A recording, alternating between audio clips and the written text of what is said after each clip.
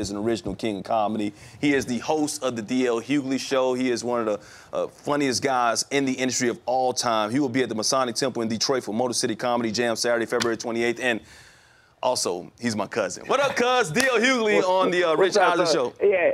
I'm sure you love me going in on my Lakers like that when I'm getting introduced. Thank you a lot. Hey, what did you think of that, man? It's always. I think they acted like. I think it's a crazy world when Cleveland is up and the Lakers are down. I think that's it's just. But you know, Kobe said this about a week or so ago. The NBA, because like when the NBA didn't let that Chris Paul trade go through, it really changed the Lakers' fortunes, and I think it was deliberate. And I think that the Lakers are having the repercussions for it. I mean, they would have had Chris Paul and Dwight Howard, and they would have. I think we'd have a different situation. And I've never seen an entire league conspire to make sure people didn't have something. And it's unfortunate. Yeah, that was a David Stern decision there, and a lot of people with the Lakers organization, a lot of the Lakers fans still upset about that. And then you mentioned Dwight Howard. It is having long-term repercussions. But as far as these cats right now, I never thought I'd say this as a Laker fan, but I sure don't want them to be numbers who have the sixth best record and have to give up their #1 draft pick. And that is true. The Lakers have to finish with one of the fifth worst records in the NBA in order to keep their #1 pick because that's lottery protected. Did you see Kobe Bryant's reaction to? Well, I think Kobe. I think every generation, every few years.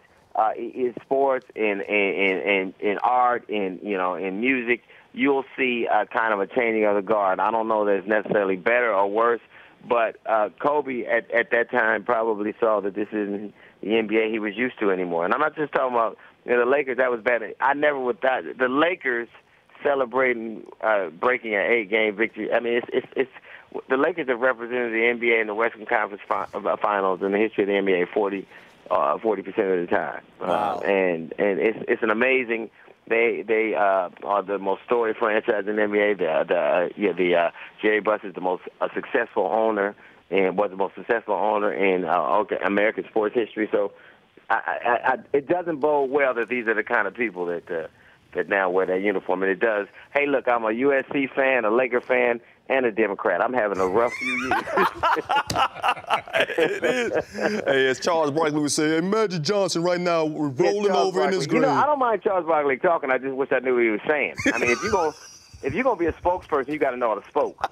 If you're gonna be a spokesperson, you got to know how to spoke. Yeah. It really cracks me up when athletes like Charles Barkley speaks out about that. Unintelligent athlete. You bounced a ball and didn't even graduate. Be quiet. What are you talking about? All right, going in on my man Charles Barkley. Talking to D.L. Hughley. You can't even say, wait a minute, when you tell people that they're unintelligent and you say terrible, then we got a problem. Yeah, there is a problem out there.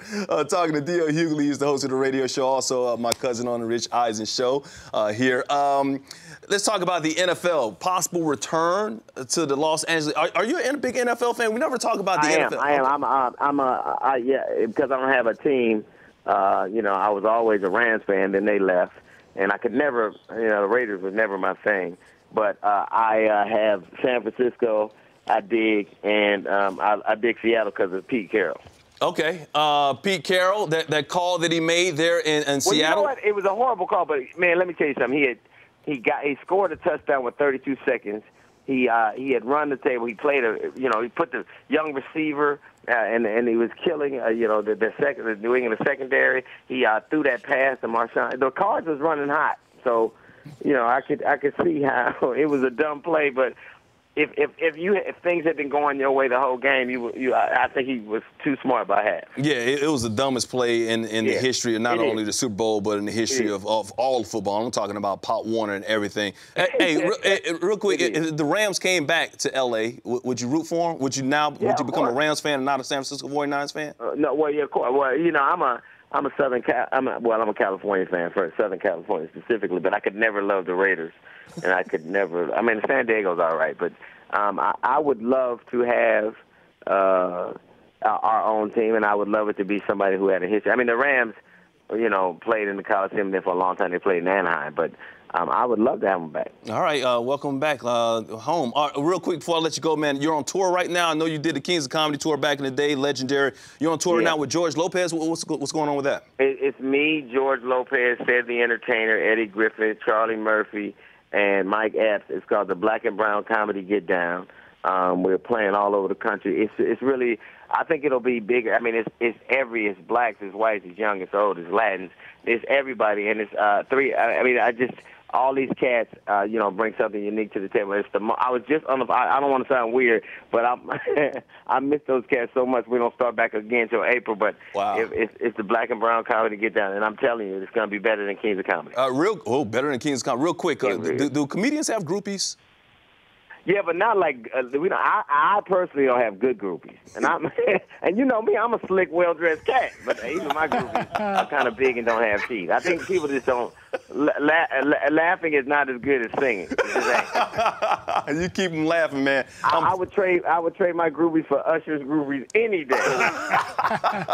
Hey, cuz, I'm proud of you, man. Thanks for coming on the show with me today. Man. All right, man. Likewise. You know they can't hold us. They can't hold us, Mike. They can't stop us, man. The Rich Eisen Show, weekdays at noon Eastern. On Audience.